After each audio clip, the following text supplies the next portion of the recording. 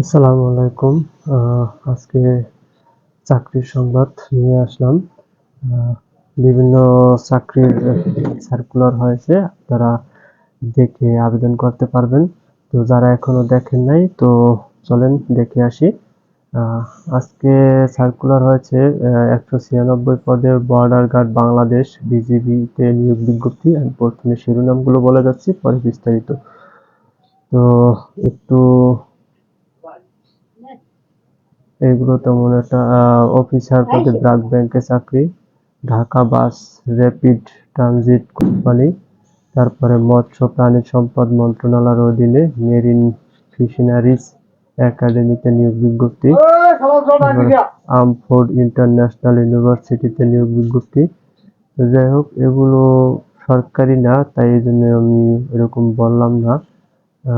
Popular pharmaceuticals এর নিয়োগ বিজ্ঞপ্তি, তারপরে স্কয়ার ফার্মাসিউটিক্যালস এর নিয়োগ বিজ্ঞপ্তি।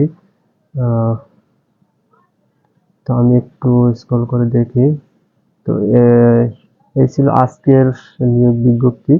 আর এখানে আমি একটু দেখি যে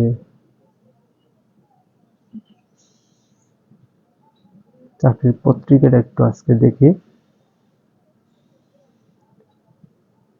সাপ্তাহিক চাকরির খবর 10 মে, এটা হচ্ছে 17 মে 2024, আজকে হচ্ছে 24।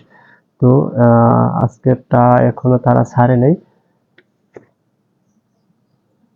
এই জন্য ঢুকলাম না ওটার ভিতরে।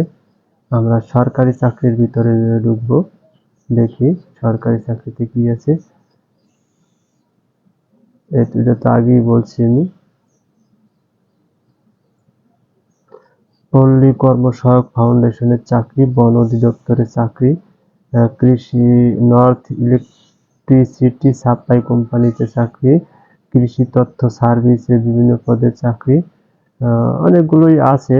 তো আপনারা সমাজ সেবায় চাকরি, পল্লী বিদ্যুতায়ন বোর্ডে চাকরি, অর্থ মন্ত্রণালয়ের অধীনে চাকরি,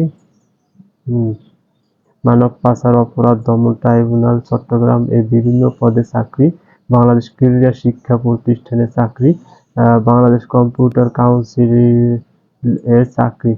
তো যাই হোক, আপনারা এগুলো ঢুকে রাখবেন।